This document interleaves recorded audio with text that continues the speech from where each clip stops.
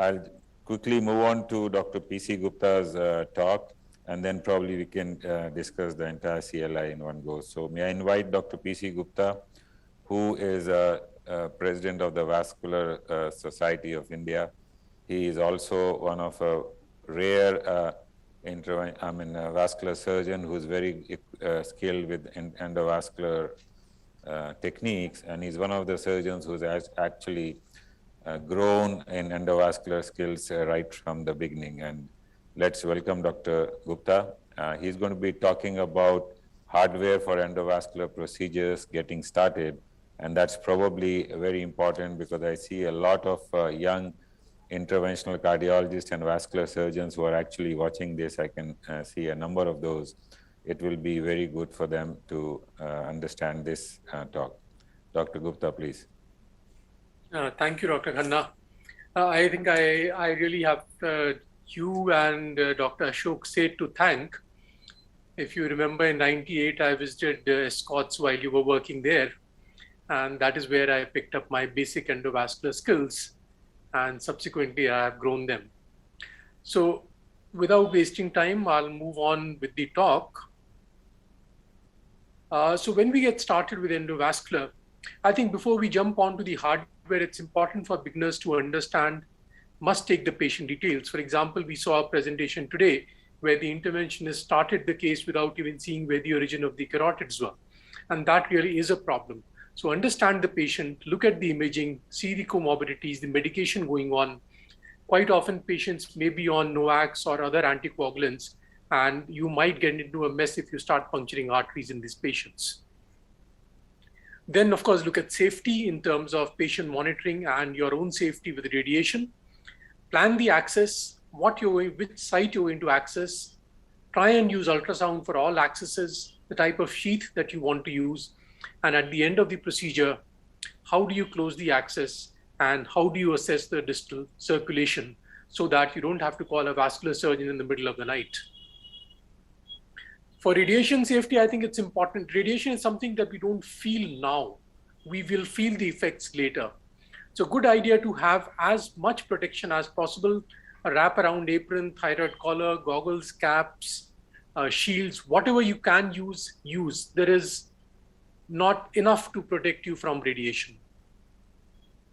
Before moving on to the hardware, I think software is extremely important. Have the right attitude and temperament for interventions. Safety for self, safety for staff, safety for patient. Make sure that all the staff in the cath lab is using lead before you start the fluoroscopy. Material use should be optimum, should not be extravagant, should not be stingy either. And if you are struggling, call for help. Ego can be your biggest enemy. So even if you have an unfriendly colleague who's around, please call for help. And then we'll move on to the specifics. The sheaths provide access to the vessels which to approach the target.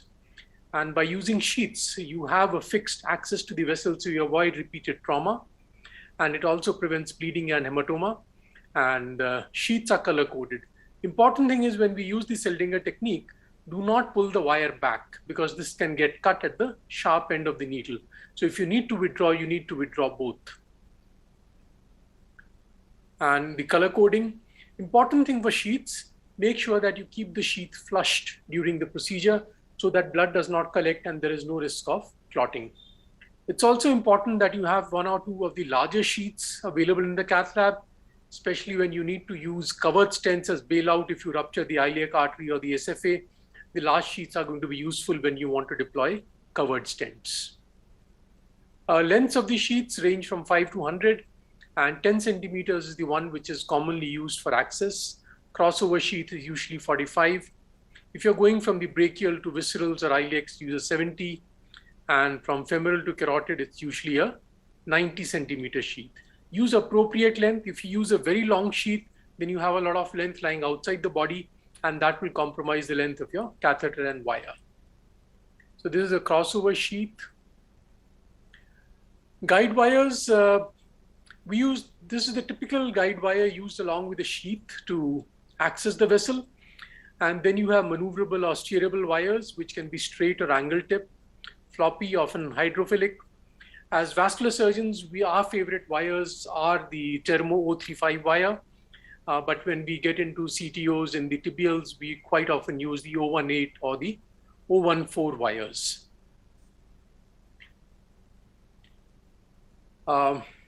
This, of course, is very, very basic. You measure the size in inches. And for the BTK, carotids, renals, typically 018 or 014. And when we're using the aortic endografts, we use larger wires, that's 038. The important thing is, what is the length of the wire that you need to use in a given situation? It's the length from the insertion to the target, plus length of the catheter or the device, and add another 10 to 15 centimeters. But that is the length of the wire that you should be using so that you don't get stuck. And then specific wires with increasing stiffness, the glide wire or the Termo, then the stiff glide or the Roadrunner, then the Benston or rosin wire, and the Amplats or the Lunderquist, typically used for aortic stent grafts. This is a very, very stiff wire.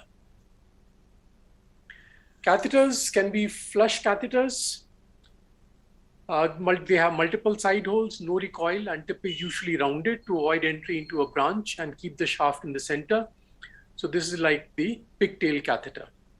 Then we have selective catheters, which can be guide or diagnostic.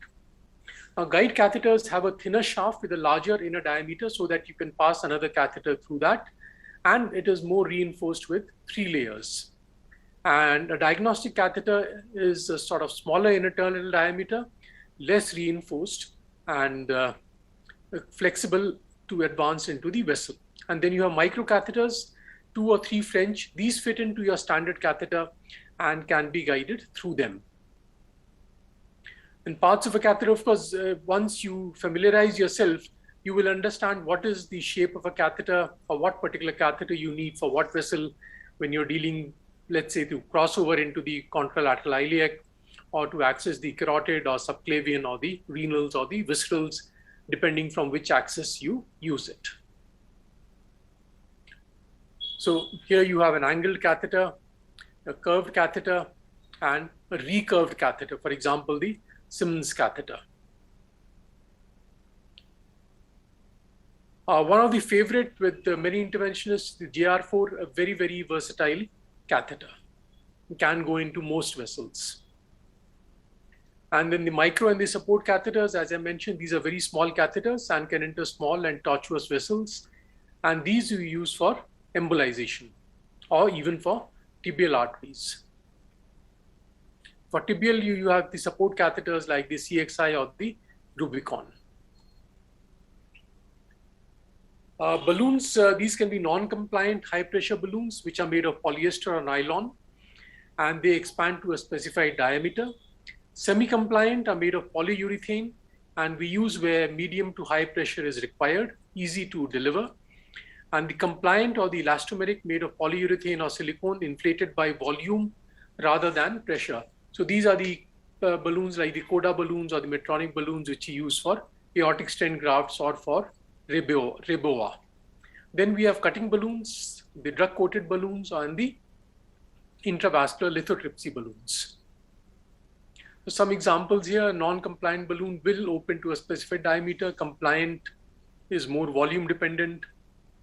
In cutting balloons, you have blades on the side. Sometimes these can be spiral blades, and always use an deflator so that you go to at least to the nominal pressure and do not cross the burst pressure of the balloon. Then there are different types of catheters with the balloon. You have over the wire, quite often used for most peripheral vascular interventions and for aortic interventions. So you have a wire going right through the length of the catheter. And then you have a rapid exchange where the wire comes out after a short length of the shaft from the tip, so that this becomes a rapid exchange system. And then you have a fixed wire where the wire core is built inside the catheter. So this is the one which is most often favored by cardiologists for all the coronary interventions and for renal interventions. Stents can be self-expanding, which are more flexible, and we have them available in longer lengths. And then balloon-mounted stents, which can be placed very precisely and have good radial strength. And then covered stents, which have been discussed in the earlier presentations. They may offer good patency, but they cover the collaterals. As I mentioned earlier, keep them as an emergency kit if in case you rupture one of the major vessels while doing a balloon angioplasty. Covered stents can salvage the situation. And these are some of there are various catheters or various systems to deploy. Most of them you have a safety lock which you need to release, and then you have a thumb wheel or a pullback or a gun mechanism which you use to deploy the stents for the self-expanding. And then of course for the balloon expanding, these are like the coronary stents where you place them exactly across the lesion and then inflate the balloon. And then these are the stent grafts. Important to keep snares in the cath lab. They can be used to catch a wire coming from the opposite side or from across the brachial artery. They can be used to retrieve foreign bodies, used for IVC filter retrieval. And sometimes when you're using reused catheters, the tips might break and they can be retrieved using snares. Closure devices, I think it's important to know them, and I believe there is going to be a talk, a couple of detailed talks on closure devices, so I will really skip this part since we are already running very late. So I'll skip this. To summarize, in use of hardware, a proper assessment of the patient, a proper planning as to what access and what catheters, materials we're going to use. It's important that as beginners, we make sure that all the hardware that we need, or at least we intend to use, is available in the cath lab so that somebody is not running around searching for material once you start the procedure. So always check the availability of hardware in the cath lab, use that as a checklist, use ultrasound for access, it will save many complications. Radiation safety is extremely important for yourself, for the patient and for the staff. So optimize use of fluoroscopy, optimize use of cath runs, and have the right attitude. Push till where it is required, and if you are in trouble, do call for help. Thank you very much for your attention. Thank you, Dr. Gupta. That was very comprehensive and very clear.